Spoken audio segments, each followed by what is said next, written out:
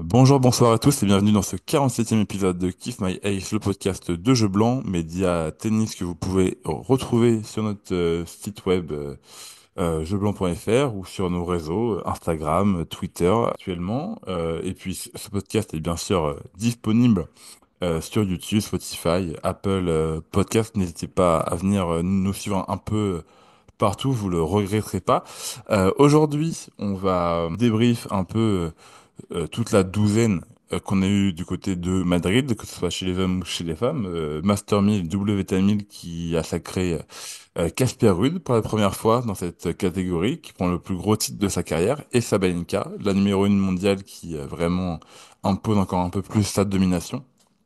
Et puis après, vu que le tennis ne s'arrête jamais, on ira faire quelques petits pronos du côté de Rome pour un nouveau Master 1000 et WTA 1000 qui commence ce mercredi le 7 au moment où on enregistre. Pour parler de ça, évidemment, je ne serai pas tout seul. Je serai avec Alice. Comment ça va, Alice? Écoute, ça va très bien. C'est vrai que la saison sur Terre est lancée. Bon, ça fait quelques semaines déjà, mais là, on est vraiment à fond dedans. Et ouais, non, c'était un super tournoi à Madrid. J'ai hâte qu'on y revienne. Eh ben, on va pas perdre plus de temps que ça, justement. Et on va commencer dans l'ordre chronologique, donc avec la finale dames, où Sabalenka s'est imposée 6-3, 7-6 contre Coco Gauff. Un match vraiment à deux vitesses avec un premier set quand même dominé par Sabalenka où il n'y a pas eu trop eu de suspense. Et puis après, un deuxième set beaucoup plus serré où Gauff a eu des opportunités. Hein, c'était la première à breaker à 2-1. Puis elle a eu une balle de 7 à 5-4, mais Sabalenka est revenue, a su la pousser jusqu'au tie-break et ensuite finir le travail à ce moment-là. Donc victoire 6-3-7-6 pour Sabalenka qui assure et creuse l'écart encore avec sa place de numéro 1 mondial. Voilà. Alice, je te lance tout de suite. Comment tu as trouvé Sabalenka sur cette finale? Et est-ce que dans le deuxième set, tu as cru au retour de Gauff ou est-ce que tu étais assez confiante que Sabalenka plie l'affaire en 2-7? Alors, c'est vrai que sur le match, je trouve que Sabalenka a quand même bien géré la pression. Il y a eu des petits écarts, des petits moments de doute, des erreurs qu'elle ne commettrait pas forcément d'habitude. Il y a eu ce petit moment aussi un peu rigolo où elle en oublie carrément sa raquette. C'était peut-être une des images sympas de Madrid. Mais globalement, oui, comme tu l'as dit, elle assoit vraiment sa nouvelle domination sur Terre. Je sais même pas si on peut parler de nouvelle domination, mais clairement, elle montre une fois de plus qu'elle a toute sa place et toute cette grande capacité à voilà, aller chercher quelque chose d'encore plus gros. Elle creuse l'écart contre sa rivale directe sur cette surface apparemment, mais bon, qui pour l'instant voilà, et pas dans sa meilleure forme, hein, donc c'est vrai que pour Roland, c'est un bon présage. Et puis bon, après pour revenir sur ta question qui est est-ce que à un moment donné, je me suis demandé si voilà Coco Gauff pouvait faire vaciller Sabalenka. Pas vraiment, dans le sens où bon, j'avais pronostiqué une victoire de Sabalenka, mais vraiment, je l'ai trouvée beaucoup plus puissante et sereine au moment où il fallait conclure, et voilà. Donc, je j'ai pas trop douté. Bah, je t'avais aussi suivi sur le prono Sabalenka en fin de tournoi, mais oui, oui, de toute manière, Sabalenka actuellement, elle est beaucoup plus sereine, comme tu l'as dit, dans les gros moments, dans les points clés, elle fait mieux tirer le jeu et surtout qu'en face, Gauff, c'est plus compliqué pour elle. Elle sort d'une période un peu compliquée à ce niveau-là, avec quelques défaites surprises, avec quelques grosses contre-perfs notamment au Moyen-Orient où elle avait à Doha et à Dubaï où elle perd au premier tour d'entrée dans des doubles vitamines très importants. Même si là en soi sur Madrid elle revient bien et même à Stuttgart il me semble que elle fait une semaine complètement correcte où bon, elle perd contre Paulini, mais en soi, elle va jusqu'en quart. C'est pas si mal pour elle actuellement. Mais c'est vrai que Sabalenka un peu plus sereine, plus à l'habitude de ces gros moments. Les Et chiffres? donc, bah, Sabalenka qui creuse l'écart avec Swiatek au classement, parce que là, désormais, elle a 4345 points d'avance, précisément. Vraiment, c'est énormissime. Surtout que Swiatek va pas pouvoir gratter des points, vu que elle a gagné Rome l'année dernière, elle a gagné Roland l'année dernière, donc elle peut faire que descendre. Et vu son niveau actuellement, c'est ce qui risque d'être le cas. Mais en tout cas, Sabalenka, je pense, elle est numéro une mondiale minimum, peut-être jusqu'à Wimbledon, voire l'US Open. Au C'est tout à fait minimum, possible, hein. Là-dessus, ouais, je te rejoins. au C'est sûr. minimum sans trop batailler. Mais Ah, sinon, juste, oui, oui, vas-y, Alice. ouais, bah, juste au niveau, enfin oui, de ce que Goff a réussi à produire. Et c'est vrai que moi, je voyais les choses peut-être, ou j'ai peut-être décrit les choses du point de vue de Sabalenka, mais c'est vrai qu'il y a quand même ce moment à 5-4 quand Coco Gauff a une balle de 7 et on se dit, voilà, je me demande si ça s'est pas joué sur cette capacité à gérer les moments de frustration aussi. Parce que effectivement, ça aurait pu aller plus loin. Il y a juste ce moment-là où j'ai l'impression que finalement, bon, c'est plus Goff qui perd le match que Sabalenka qui le gagne à ce moment précis. À ce moment où elle rate sa balle de 7, où elle n'arrive pas à se remettre dans le jeu, où elle gère pas forcément bien sa frustration. C'est vrai que c'est un peu dommage. Après, bien sûr, voilà, ça c'est peut-être du point de vue de Coco Gauff. Après, Sabalenka, bien sûr, elle mérite complètement sa victoire et elle a su mieux gérer, à mon sens, les moments de frustration et se recentrer sur le match. Donc, c'est aussi ça qui fait la différence et qui fait que, comme tu dis, elle est tellement constante sur 4 finales d'affilée. Bon, bah voilà, quoi. Enfin, c'est ça aussi, c'est qu'il y a pas, on n'a pas l'impression qu'il y a une baisse de régime du côté de Sabalenka et effectivement, elle peut tranquillement voir le reste de la saison venir. Alors que Ouais. les autres sont vraiment en position de chasseuse, mais elles sont Mm. tellement loin. Ouais. Bah, envers, envers Sabalenka, elles sont tellement loin. Après, entre elles, je vois là entre Swiatek, Gauff et Pegula, il y a que 500 points d'écart. C'est pas si énorme. Après, il y a une petite marge en 5-6-7 où Paulini, Keys et Andreeva sont à 100 points d'écart. Donc, dans les prochaines semaines, il risque d'avoir quelques petites valses entre la 2 et la 4 et la 5 et la 7. Mais oui, Sabalenka, elle est sur son trône, fièrement assise, avec son troisième Madrid en poche, son neuvième WTA 1000, où elle égale Swiatek, hein, Swiatek avait aussi, enfin a actuellement également 9 WTA 1000. Il me semble que dans cette catégorie, c'est en joueuse en activité, c'est les deux palmarès les plus élevés, il me semble assez largement. Donc voilà, ça va une carte très très haut. Puis le lendemain, on va faire la bascule côté ATP où Casper Ruud, lui, n'a pas gagné son neuvième Master 1000, mais a ouvert son compteur euh, dans cette catégorie en prenant son premier Master 1000 à 26 ans. Enfin, on a envie de dire, après toutes ces grosses finales ratées, que ce soit à Monte-Carlo l'année dernière, où on repense au final à Roland-Garros, à l'US Open, au Masters, enfin tous ces gros moments un peu ratés, même si à chaque fois il a eu de la belle adversité, mais hier c'était aussi le cas avec que Draper en face qui fait un excellent match, une excellente finale, mais rude, qui s'en sort en 3-7, 7-5, 3-6, 6-4, et qui va chercher le plus gros titre de sa carrière. Alice, je sais que ça a dû te faire plaisir qu'un Norvégien remporte enfin un grand titre. Comment tu l'as vécu un peu cette finale, cette victoire enfin de Casper? Bah, écoute, pour la petite anecdote, c'était assez sympa parce que on était quand même pas mal à suivre ce match et puis entre potes du Clubhouse à Frogner. Alors bon, je sais qu'il y a personne qui sait où c'est, mais Frogner c'est dans le centre d'Oslo. On s'envoyait des petits messages et tout, et c'était vraiment sympa de vivre ça en Norvège. On s'est promis que si ça allait plus loin, la prochaine finale, on la regardait tous ensemble.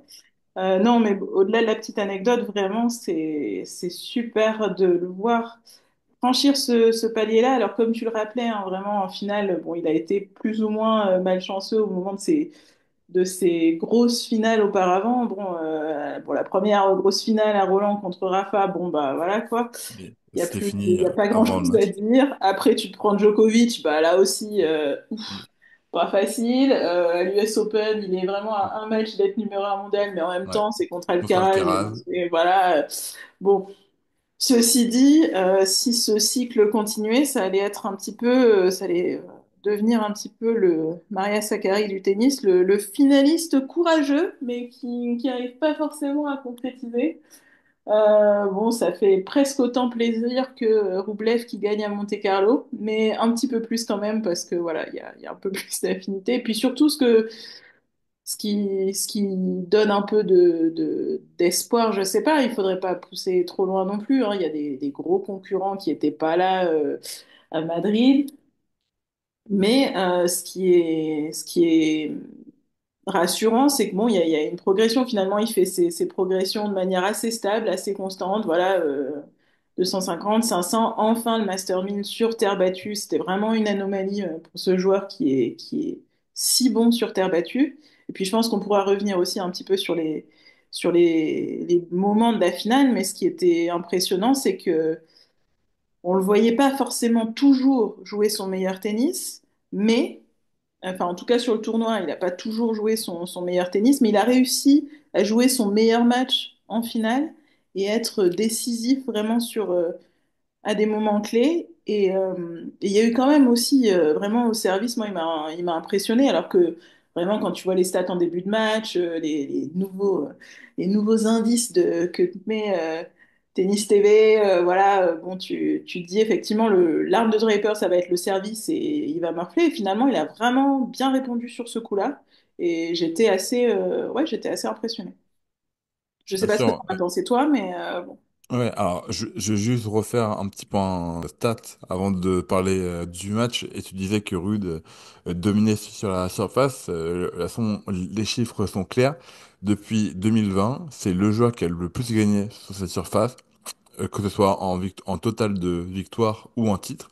Parce qu'il en est quand même à 12 titres en carrière et depuis 2020 sur Terre, pour 13 titres au global. Il a 125 victoires pour 35 défaites sur terre battue depuis 5 ans, ce qui est monstrueux, parce que le deuxième de ce classement, c'est Tsitsipas avec 95 victoires, et après c'est Alcaraz avec 90, mais il met quand même 30, oui, il met 30 victoires à Tsitsipas, enfin au deuxième, alors même s'il y a beaucoup de tournois un peu mineurs en 250, en 500, mais que même quand c'est plus trop la période, il va jouer sur terre battue, certes, mais ça reste phénoménal de sa part. Et puis, pour revenir sur la finale, ouais, je suis assez impressionné au service. Un gros pourcentage en première balle.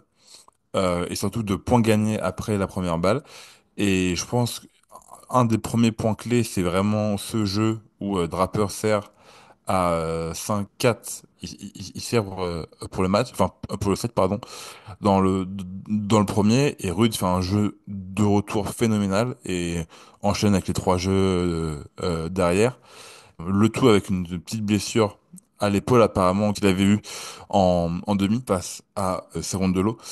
Mais au final, l'épaule a tenu et ça l'a fait. Après, dans le deuxième set, c'est plus le rappeur qui a dicté le jeu parce que 3-2 rude, puis après, le rappeur fait le jeu jusqu'à 6-3, toujours avec des ogives en coup droit, mais phénoménal.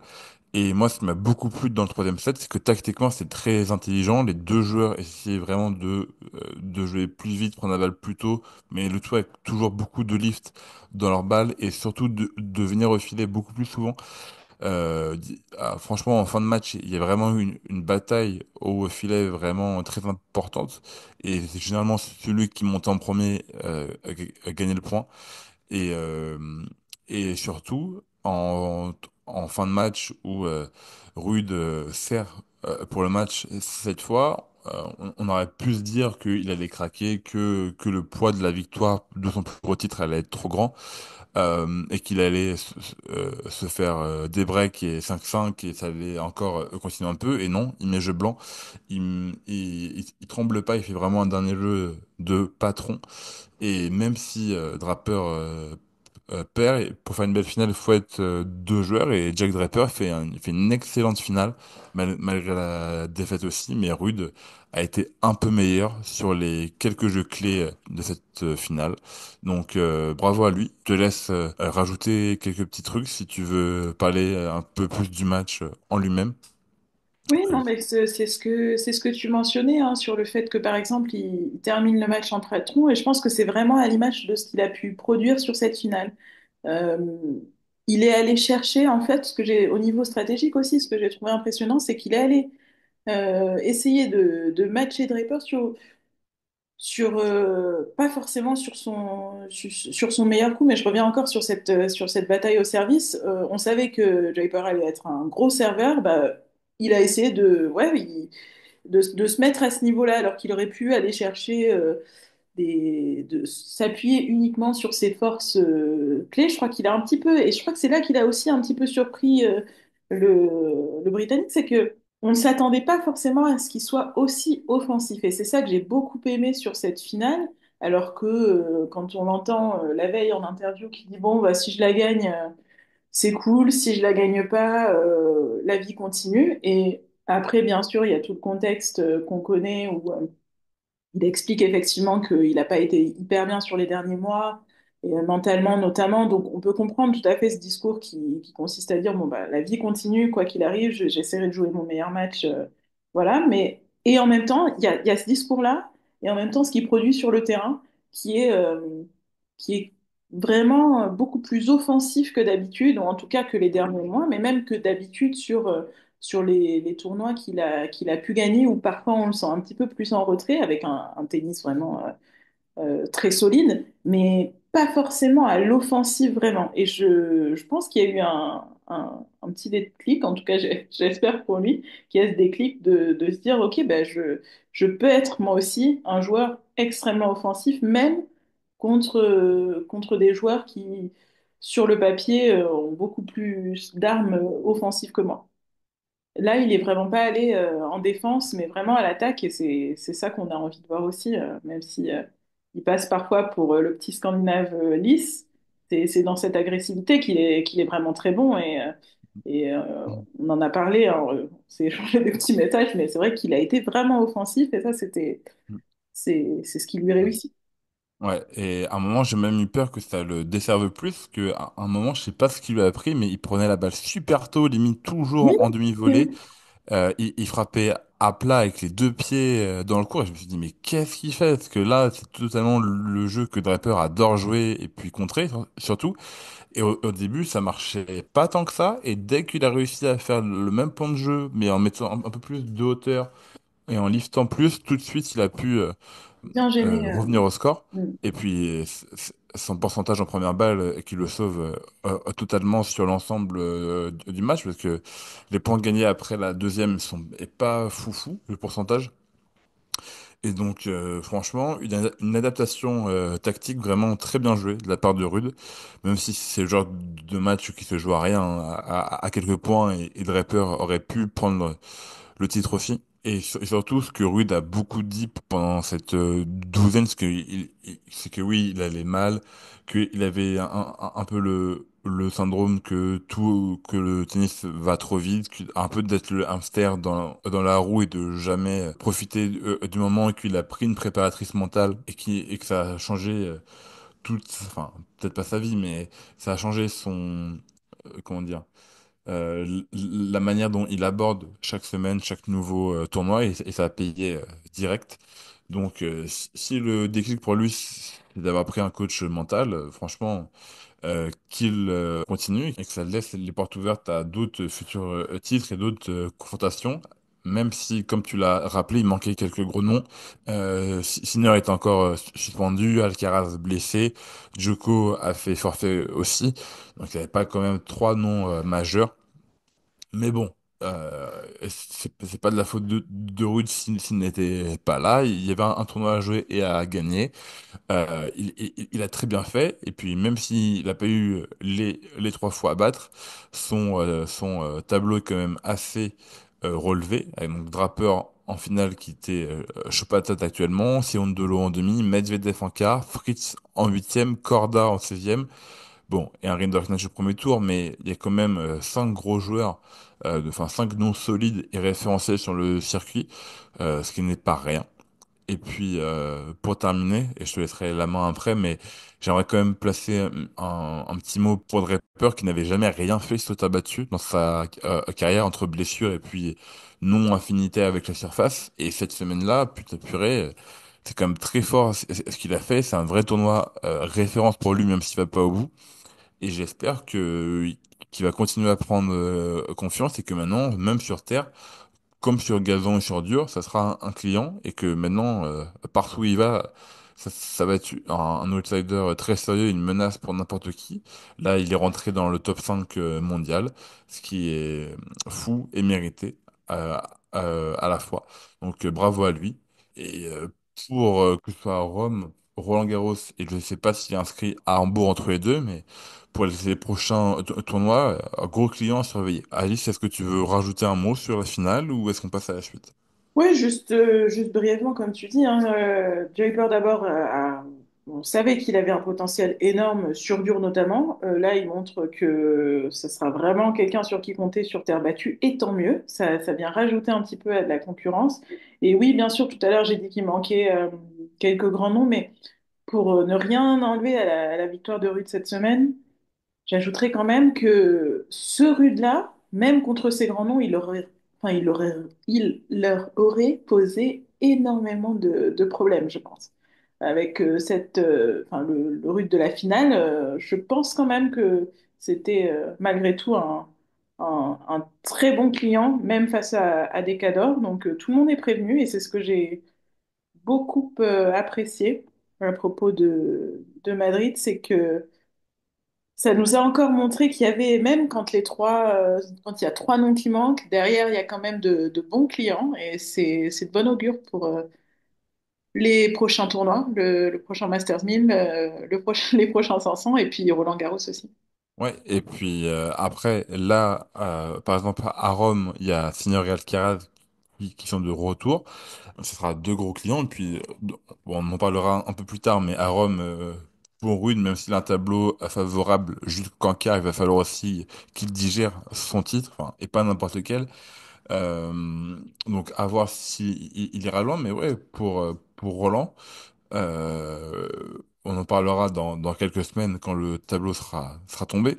Mais oui, il y a de fortes chances qu'il nous refasse au moins une demi-finale sans trembler, le petit Casper en tout cas. Sinon, pour aller au-delà des deux finales, est-ce que dans le tournoi en général, tu as des joueurs, des joueuses, enfin, autre chose à relever, que ce soit en positif ou en négatif, que tu as autre chose dont tu voudrais parler? Moi, je l'ai peut-être brièvement évoqué là, mais c'est vrai que, bon, j'avoue, quand on a eu les tableaux et puis on a eu l'annonce des forfaits, je me suis un petit peu dit, bon, qu'est-ce que ça va pouvoir donner ce tournoi? C'est toujours, bon, il restait encore du monde, mais voilà, je trouve qu'il y a quand même eu des deux côtés de belles surprises. Même si, voilà, Goff passe un petit peu à côté de sa finale, je trouve que c'est quand même de bon augure. On n'oublie pas non plus qu'elle a été finaliste à Roland. Donc, sur terre battue, elle est aussi tout à fait capable de faire de belles choses. Donc voilà, pour moi, sans trop mentionner des tops et des flops, mais ça rappelle quand même que voilà, il y a une belle concurrence et de beaux tournois à venir. Et un peu de suspense. Alors, je sais qu'il y en a qui aiment la constance, mais de temps en temps, ça fait du bien qu'il y ait un petit peu de suspense dans les tableaux. Et là, je crois on est bon. Ouais, de mon côté, je vais quand même relever quelques noms. À commencer chez les femmes où il y a eu quelques grosses surprises, dont la japonaise Oshijima, qui était inarrêtable. J'ai vraiment cru qu'à un moment elle allait nous trouver tout le tableau, parce qu'elle sort quand même, enfin elle enchaîne Jabber, Pegula et Alexandrova. J'ai pas compris, et notamment contre Pegula où elle lui met 3 et 2.